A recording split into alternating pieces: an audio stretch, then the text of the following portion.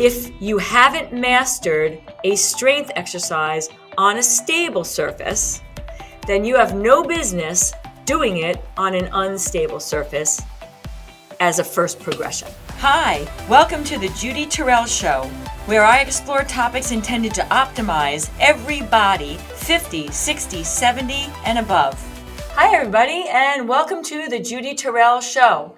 I am Judy Terrell, and I am in series number 2, which is comprised of 6 episodes, and my second series of my podcast, which is what we're in right now, and this is the third of the installment of 6.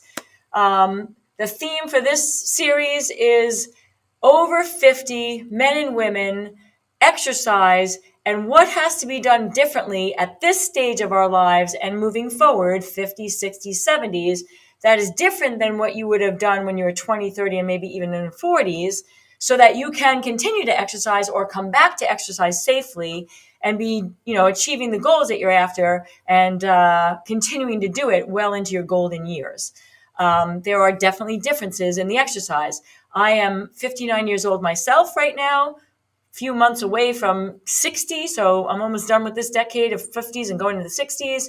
I have been a trainer and in the fitness industry since I'm 18 years old, so that is now 4 decades. And when I say I've been in the industry, I've been working with people, individual bodies of all different ages for those 4 decades. I've got my credentialing, I've got my education and certifications and everything. So I have the theoretical knowledge, and then I have the application of that knowledge to a variety of bodies and ages and genders. But then once I turned 50 myself, I then had my own experience on how things start to change, and you got to do some modifications and some adaptations and approach things differently when you're 50 and older. In the case of women, oftentimes because of hormonal changes, and in the case of men, also hormonal changes, not to the same degree, but just aging changes and living in an aging body. I am an athlete myself, as well as a person in her 50s who works out. So I have 10 Ironmans under my belt. I have 4 over 100-mile ultra-distance runs under my belt. So I am an athletic 50 and now into 60-year-old.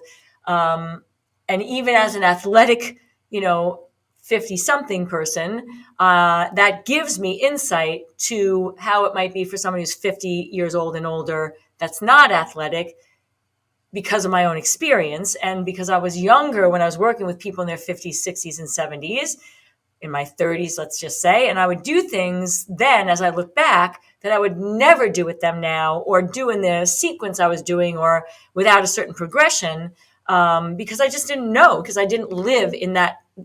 I was in a cohort of a 50-plus-year-old body, but now I am. So that's why I'm putting this series together on how to properly exercise and what are some things you need to be having in your mind as you're approaching exercise when you're over 50 and you're working with trainers and or group exercise instructors that are younger than you. They are, I'm sure, fantastic. I'm not throwing anybody under the bus. I'm just saying that if they're not in their 50s themselves, they are not having the same insights that somebody who is over 50 does. That's all I'm saying. So this is number 3 of my 6-part series on what do you need to do as a 50-year-old plus to continue exercising well into your golden years. And what I want to address on this one is how to work. When is the proper time to work on unstable surfaces? Okay. So because as you're aging, 50, 60, 70s and older, balance starts to become an issue. I'm 59. I can feel differences. I'm very aware of differences with my own balance in even something as simple as doing tree pose in yoga from 8 years ago to now, like how I'm able to manage it. In there, it's different. My balance is definitely more challenged when I'm doing things like cross-country skiing or downhill skiing, or even walking in trails with undulating terrain and uneven surfaces with roots and ruts and that kind of stuff. The ability to keep your balancing, walking on slippery surfaces in the winter. I live in the Northeast of the United States of America. We have icy snowy winters where sidewalks and walkways get very slick with black ice. A lot of real world things for why somebody would need to be working on balance in their exercise program. And so therefore, a lot of trainers and a lot of programs are bringing unstable surfaces, BOSU balls, wobble boards, wobble discs, sliding surfaces, sliding apparatus, even stability balls, unstable surfaces. And all these things are phenomenal. And all these things I utilize when I'm training certain clients for certain things. But what I'm going to highlight in this podcast is when is the appropriate time to bring an unstable surface into the workout. Because what I am witnessing and observing is that because there's all this great equipment for us to work with in the fitness industry and the personal training industry, and more people are coming to us that are older and say, when you ask people what are their goals, it's weight loss, reduce the elimination of the degrading of muscle fiber in the body, work on certain health conditions. Balance is a big, one for someone who's coming to a trainer who's over 50 and definitely over 60 for goals for their training program. So a lot of trainers that are putting together programs, and they will bring someone to an unstable surface and have that be one of, a sequence of things, or even just a couple exercises on these unstable surfaces to train the body-mind connection, the proprioception and kinesthetic awareness, because the only way you train balance is to actually be put into an unbalanced situation and then have the body adapt, and progress it appropriately. Now, that would be appropriate. However, a lot of times now in a lot of programs, people are being put on unstable surfaces to do strength training. So for instance, standing on top of a BOSU ball to do a squat, which I'm going to do some demonstrating with in just a second. Or, doing lunge work on a sliding surface to add that element of instability. And again, there is a place for adding resistance work on an unstable surface, okay? But what I'm addressing in this episode is if you haven't mastered a strength exercise on a stable surface, then you have no business doing it on an unstable surface as a first progression, okay? And I am seeing this a lot. And so I'm going to do a demonstration on the BOSU ball, which is a BOSU ball, for those of you who don't know, is the ones that have the flat side and then a round side. And you can stand on either the round side or the flat side. And then you're doing an exercise. You're either doing a lunge from the floor, you're standing on it to do a squat, or, any number of exercises where you're standing on it and going on to off it, and it's designed to help to get extra muscle recruitment and balance, training in the mix. But I'm going to show you some of the things that I see that are common that people are being put on to, who are over 50 are being, shown to do, but they're not doing the form correctly. So therefore they would need to do that motion on the floor correctly, which is a stable surface. And then from there, once that has been correctly done with just body weight and then with added weight, then you would graduate to an unstable surface, because now you've got the foundation set and you're less apt to get hurt. And when you're over 50, your probability of getting hurt because you're doing improper form on an unstable surface is much greater than when you were in your 20s, 30s, and 40s, okay? So I got things set up here. I'm going to demonstrate a unstable surface BOSU squat. And what typically I see, I'm not going to weight it, because you're going to get the point without it. So here's my BOSU, right? And oftentimes, someone will have weights in their hand. The trainers give it to them, and they're like, okay, stay on the BOSU, and now do squats with or without weight. And this is what I'll see. All right, so I'm going to demonstrate you from the front. All right, now I'm going to do it from the side. because you can see a lot more from the side.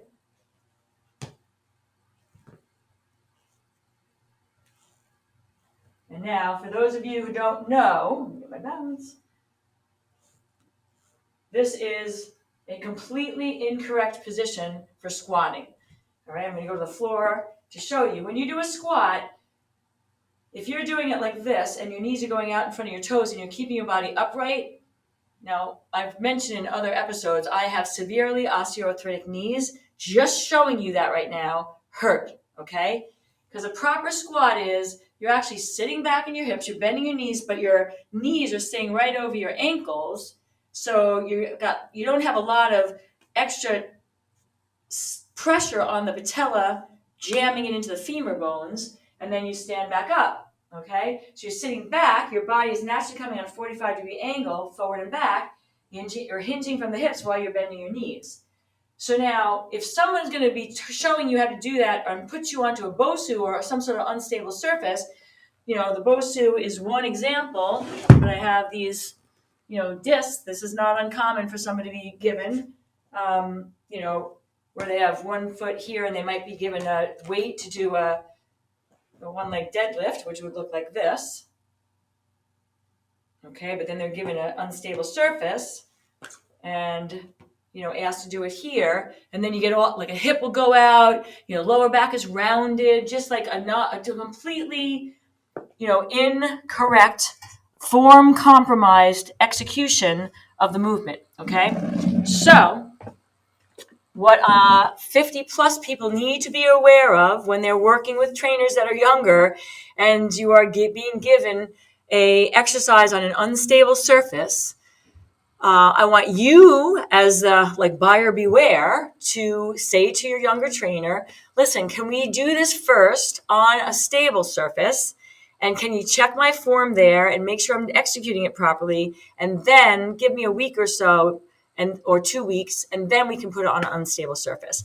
Because you are living in the 50 plus body, okay? And if you're working with someone who's younger than you, they have the education and the knowledge for what to do for the exercises and hopefully the sequencing and all that. But because they're not in an older body themselves, they're not going to be as aware. They could just jump on that BOSU and right away, do the right form. But you yourself may not. So you have to be the insightful one as a 50 plus person.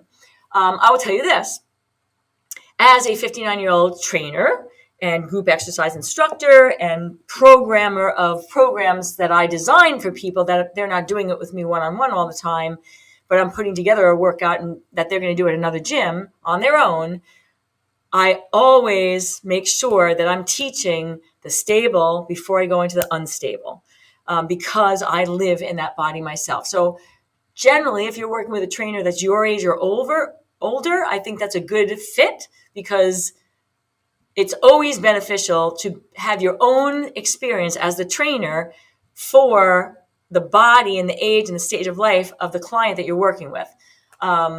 It's not always ideal. It's not even always possible that you can find a trainer that's your age or older. But if that is possible, I highly recommend it for the reasons we're talking about.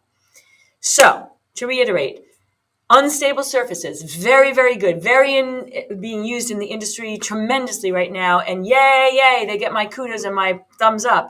However, if you're being given a movement that has resistance, i.e. added weight, a weight in your hand, and you're going to be executing something on an unstable surface that you have not mastered on a stable surface, you need to back off and say, let me do it on a stable surface first, get my form down and my body-mind connection for the movement pattern, then take it onto the unstable surface without added resistance, and then add resistance to the unstable surface. That is the sequence of the progression that is best for a 50 plus person who happens to be also in the category or population of people that are going to be given more of these unstable surface type activities because the trainers are trying to help you with the balance piece. Okay.